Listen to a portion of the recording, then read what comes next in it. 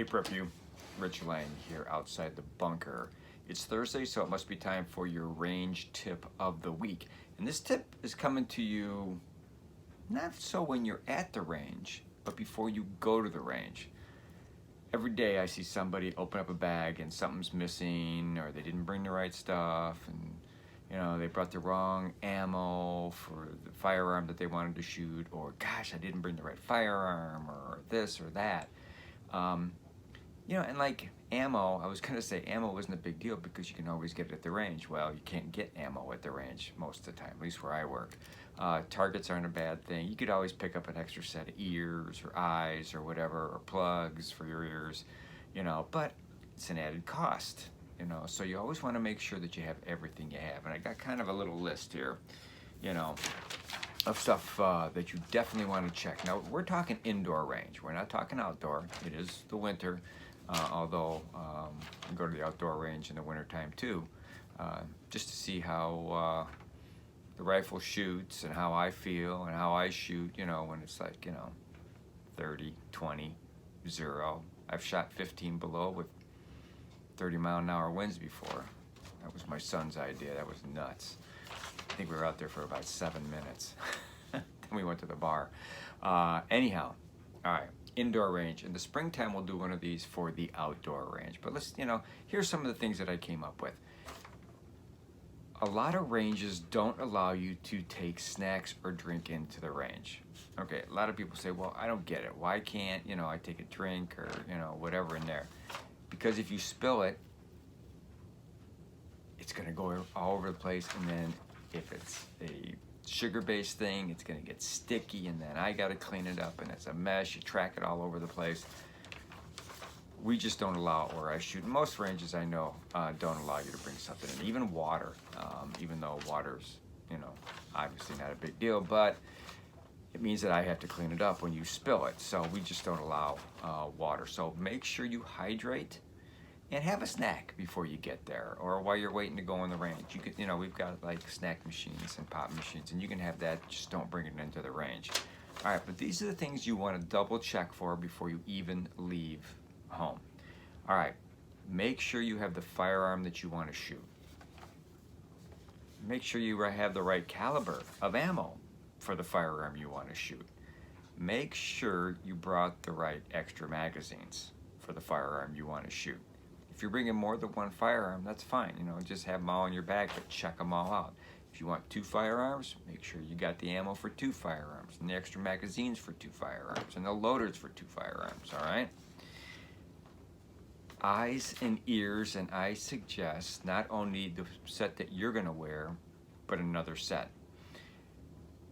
And batteries. If you have electronic headsets that aren't chargeable but need batteries, get batteries. We sell batteries that are for red dots and stuff like that. We don't sell AAA or AA batteries that you might need for your electronic hearing protection. Make sure your firearm is clean and ready to shoot. So many people bring their firearms and they are just horrendous. Even worse than range guns, and you all know how dirty a range gun can be. Clean your firearm, get it set, get it good to go. If you just bought a new firearm, please don't bring it into the range. Don't do that. Take it home, take it apart, oil it, do it properly. Go through the manufacturer's booklet and do it that way.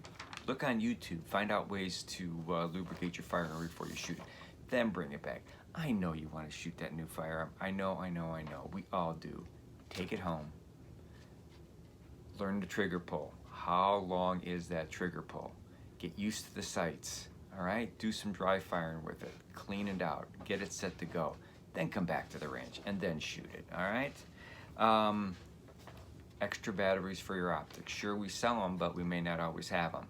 Always have extra batteries for your optics. They should be in your bag, and they should be in a very accessible place where you know they are. Like extra batteries for your hearing protection, okay? All that stuff. If you're sighting in a new optic, make sure you have 2 things for that optic. The manufacturer's book that tells you how to change it, how to correct the sighting on it, and the proper tool to do that. Because not all of them take like a small screwdriver. Some of them have a special tool. If you're gonna sight it in, go to YouTube, the manufacturer's website, or wherever, and see how other people do it so you know how to do it. Not all sights are corrected the same way, all right? Have the booklet, have the proper tool to do that, all right? If you're a member someplace and it requires an ID, make sure your ID is inside there. You know, our place, if you're a member, you can just use your driver's license, but some places you need that ID to get in there. Targets, buy your targets some, bulk. Don't pay, $1.50, $1.75, $2 for one paper target you're gonna use once. And when you buy targets, here's another tip for you. Buy one with multiple targets, unless you're practicing for like a concealed carry class, or you're practicing to qualify where you work, then you can do a silhouette. But otherwise, have multiple targets. We've got a really cool one, I should have brought it. It's a balloon, it's called Pop the Balloons. It's got 6 different balloons. You can shoot, that's like buying 6 big silhouettes, all right, in one target. Bring some gun oil or lube with you, have it in your kit. I keep running out of it all the time. And extra magazines. Make sure you got extra magazines. If you don't have extra magazines, plan on spending some money and buy some magazines. I don't care what kind of magazines they are. Some people like power mags. Some people, like different kinds of mags. Just get a couple magazines for your firearm. And I prefer an Uplulu loader. Saves your thumb. Old hands like this are pretty bad, so make sure you get your loader with you also. It'll save you a lot of frustration. Although you do end up shooting faster, which means you go through more ammo faster, which means you leave the range a little quicker, but hey, at least your hands aren't trashed. So that's it. That's your range tip of the week. Went through quite a few things. If you want to take a look at this video a couple times, do that, write these things down. But these are the things you want to make sure you have with you before you even go to the range. Okay? Take care.